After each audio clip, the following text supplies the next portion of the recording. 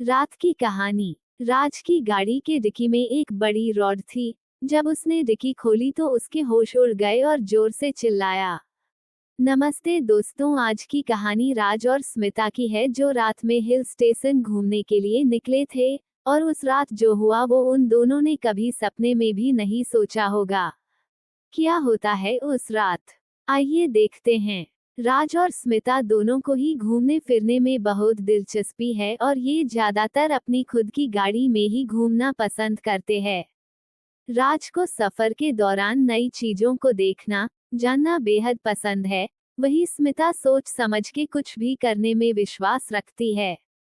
एक दिन दोनों को 4 दिन की छुट्टी मिली, इसलिए घूमने जाने का तय किया और वो निकल पड़े किसी हिल स्टेशन पे। निकलना सुबह के 5 बजे था, लेकिन राज ने सोचा कि क्यों ना रात को ही निकले, मजा आएगा। और रात को ड्राइव करने में रास्ता भी साफ और खाली मिलेगा। स्मिता ने पहले तो इनकार किया, ये बोलते हुए कि रात को सफर करना सेफ नहीं होगा, लेकिन राज की जिद के आगे उसको मानना पड़ा। रात के 8 बज गए। राज अपनी गाड़ी लेके स्मिता के पास पहुंचा। वो भी गाड़ी में आके बैठ गई और उनका सफर चालू हुआ। स्मिता ने कहा कि हम कहीं रुक के खाना खा लेते हैं और फिर निकलेंगे। स्मिता को वैसे भूख नहीं थी, लेकिन उसने राज के लिए बोला और सोचा कि रात में खाना नहीं मिलेगा तो दिक्कत हो जाएगी। और रात में कहीं रुकना सेफ भी नहीं होता। राज तो है बहुत चुलबुला, तो उसने कहा नहीं, अभी तो भूख नहीं है, हम बाद में ही देखते हैं। उनका सफर अच्छे से चल रहा था। हंसते खेलते मजाक करते हुए जा रहे थे। बातों बातों में रात के 12:30 बज गए और अब राज को भूख लगी।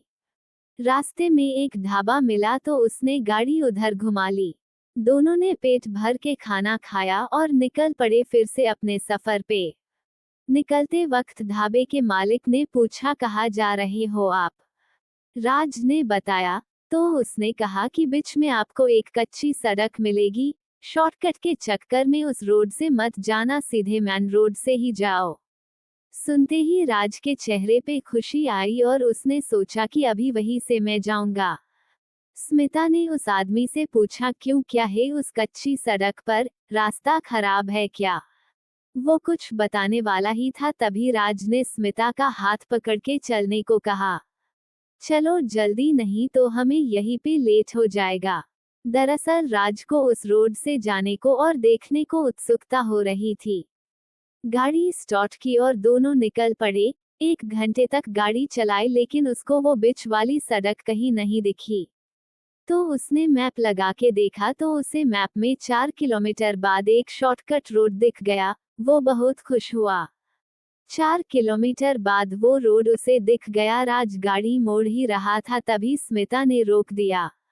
इधर से क्यों ले रहे हो, सीधे ही चलो ना। अरे देखते हैं ना, इधर से जाके मजा आएगा और शॉर्टकट भी है। तो स्मिता कहती है कि नहीं, मुझे ये रोड कुछ ठीक नहीं लग रहा, और वैसे भी वो आदमी कुछ बता रहा था, तुमने सुना भी नहीं, उसको ठीक से पता नहीं क्या कहना चाह रहा था। राज ने कहा, क्यों डर रही हो, घूमने आए हैं, करेंगे थोड़ा एडवेंचर, और उस आदमी के बारे में मत सोचो, वो बस हमें डरा रहा था, बाकी कुछ नहीं। आखिरकार राज ने अपनी बात मनवा ली और निकल पड़ा उस रास्ते पे। 5 मिनट चलने के बाद अचानक कोहरा छा गया। कोहरा इतना था कि रोड भी ढंग से नहीं दिख रही थी। गाड़ी की स्पीड कम करनी पड़ी। स्मिता ने पीछे के कांच से देखा तो उनके गाड़ी के पीछे बिल्कुल साफ था, बिल्कुल कोहरा नहीं था। स्मिता ने राज को दिखाया, लेकिन राज ने उस बात को मजाक में लिया और कहा कि हमारे आगे भूत है, हमें भूतों का सामना करना पड़ेगा, और जोर से हंसने लगा। अभी गाड़ी के अंदर का रेडियो भी बंद चालू होने लगा। अब स्मिता डर रही थी। राज ने फिर से मजाक में कहा, इसको भूत ने पकड़ लिया क्या? स्मिता ने डर से राज को पकड़ लिया। अरे डरो नहीं, मजाक कर रहा हूँ, बोल के उसने जोर से रेडियो पे हाथ मारा और रेडियो ठीक से चलने लगा। देखो हो गया ना ठीक, ये सिर्फ नेटवर्क की वजह से हो रहा है, तुम ऐसे ही डर रही हो। अचानक रेडियो से अजीब आवाज शुरू हो गई, तभी स्मिता ने रेडियो ही बंद कर दिया। स्मिता का डर देख के राज ने कहा, डरो मत, मैं आगे से कोई टर्न मिलेगा तो गाड़ी इस रोड से बाहर ले लूंगा। आधा घंटा हुआ, 1 घंटा हुआ, लेकिन उन्हें बाहर निकलने का कोई रास्ता नहीं दिखा। रोड बस सीधे सीधे ही चल रही थी। तभी अचानक राज ने जोर से ब्रेक मार के गाड़ी रोक दी। क्या हुआ, गाड़ी क्यों रोकी? आगे देखो, रोड के बीच में कुछ असामान्य अजीब चीज पड़ी हुई थी। उस चीज को देखकर ही डर लग रहा था। स्मिता ने कहा, रुको मत, तुम गाड़ी चलाओ। अरे इसके ऊपर से कैसे जाएंगे? रुको, मैं उसे साइड में करके आता हूँ। अब स्मिता जिद पे अड़ गई कि तुम नहीं उतरोगे, ऐसे ही चलो जल्दी। राज ने एक भी बात नहीं मानी और वो नीचे उतर के वहां पे चला गया। उसने उस चीज के पास जाते ही उसको जोर से लात मारकर बाजू में कर दिया और लौट के फिर से गाड़ी में आ गया। स्मिता ने उसे इस बात से बहुत सुनाया और डांटा। सफर फिर से चालू हुआ। थोड़ी दूर चलते ही उसे फिर से गाड़ी मजबूरन रोकनी पड़ी क्योंकि आगे रोड पे पानी भरा हुआ था। उसने सोचा कि जाके पानी की गहराई देख लूं तो गाड़ी उधर डालने में आसानी होगी। गाड़ी के डिक्की में एक बड़ी रॉड थी। उसने सोचा रॉड की मदद से पानी की गहराई पता चल सकती है। जब उसने डिक्की खोली तो उसके होश उड़ गए और जोर से चिल्लाया। स्मिता ने जाके देखा तो वो भी दंग रह गई। दरअसल डिक्की में वो चीज थी जिसको राज ने कुछ देर पहले लात मारी थी। राज बहुत डर रहा था क्योंकि उस चीज के 2 आंख जैसे कुछ दिख रहा था और ऐसा लगा रहा था जैसे वो उसको घूर रहा हो। राज अब डर के मारे कांप रहा था। स्मिता ने उसका डर देखते हुए उसको गाड़ी में दूसरी सीट पे जहां स्मिता बैठी थी वहां पे बिठाया और खुद ने उस चीज को गाड़ी के बाहर रख दिया। जब स्मिता गाड़ी में बैठने के लिए आई तो उसने देखा कि राज के साथ कोई औरत बैठी है। ये तो साफ साफ पता लग रहा था कि वो कोई इंसान नहीं है। स्मिता भी अब डर के मारे कांप रही थी, लेकिन राज को अकेले छोड़ भी नहीं सकती। क्या करूं, उसे कुछ समझ नहीं आ रहा था। स्मिता भगवान का नाम लेते लेते गाड़ी में बैठी। वो राज से बात कर रही थी लेकिन राज कुछ भी नहीं बोल रहा था। वो बस अपना सर नीचे करके बैठा था।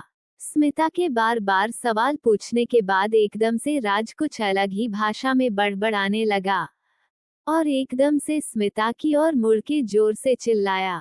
उसकी आंखें एकदम सफेद हो गई थी और पूरे चेहरे पे घाव के निशान आए थे। स्मिता एकदम से गाड़ी रोक के बाहर चली गई। राज भी उतर के रोड के साइड के जंगल में तेजी से भाग गया। स्मिता ने अपने आप को संभाला और उठ के खड़ी हो गई। उसे समझ में नहीं आ रहा था कि आखिर राज गया कहाँ पे। स्मिता उसे ढूंढते ढूंढते जंगल की ओर चल पड़ी। थोड़ी दूर जाते ही उसे राज एक पेड़ के नीचे अजीब तरह से बैठा हुआ दिखा। स्मिता ने डरते डरते उसे आवाज देने की कोशिश की लेकिन उसे बहुत डर लग रहा था और डर के मारे उसकी आवाज नहीं निकल रही थी। हिम्मत करके वो उसके पास पहुंची और आवाज देने लगी, लेकिन राज जवाब नहीं दे रहा था तो उसने पीछे से उसके कंधे को छुआ। राज, यहाँ क्यों आए तुम ठीक तो हो ना?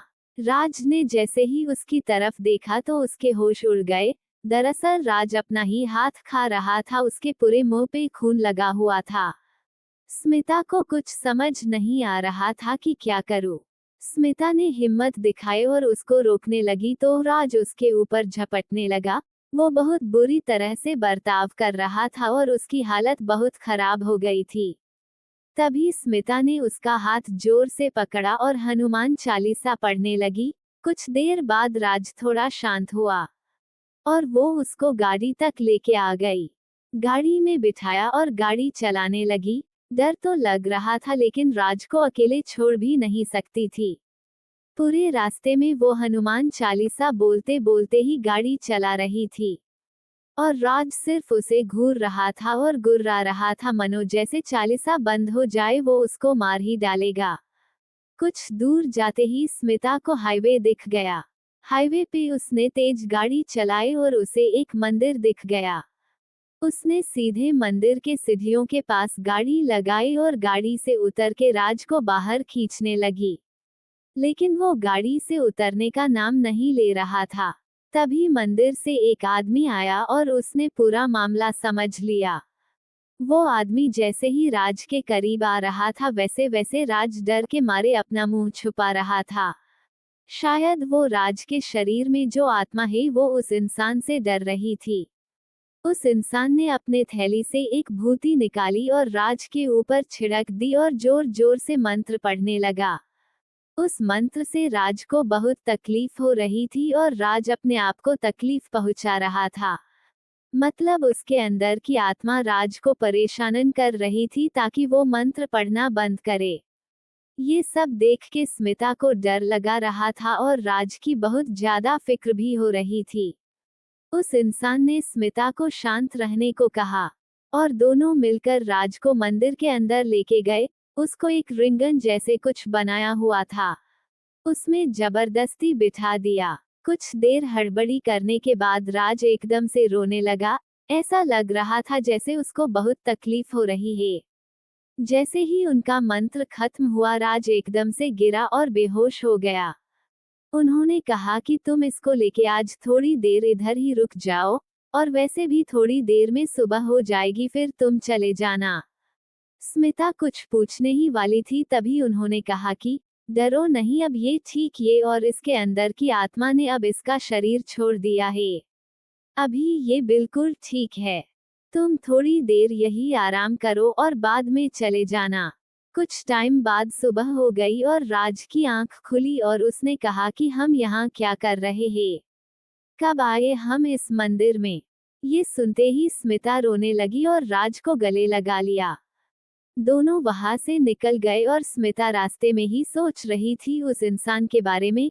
क्या वो खुद भगवान थे जो हमारी मदद करने के लिए ऐसे टाइम पे मिल गए?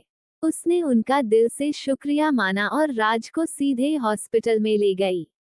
ट्रीटमेंट होने के बाद उसने राज को सब कुछ बताया। सुनते ही राज के आंखों से आंसू आए और वो फुट फुट के रोने लगा। स्मिता ने उसे गले लगा के हौसला दिया और शांत किया। उस दिन से राज ने फैसला किया कि देर रात को सफर ही नहीं करेंगे और किसी भी चीज को बिना सोचे नहीं छुएंगे। राज ने पूरी बात घर पे बताई तो उसके घर वालों ने स्मिता की काफी तारीफ की और बहुत गर्व जताया। राज को भी स्मिता के ऊपर बहुत गर्व हुआ कि कैसे उसने मुसीबत में मेरा साथ नहीं छोड़ा और मेरे लिए भूतों से सामना किया। आपको ये कहानी कैसी लगी हमें कमेंट के माध्यम से जरूर बताएं।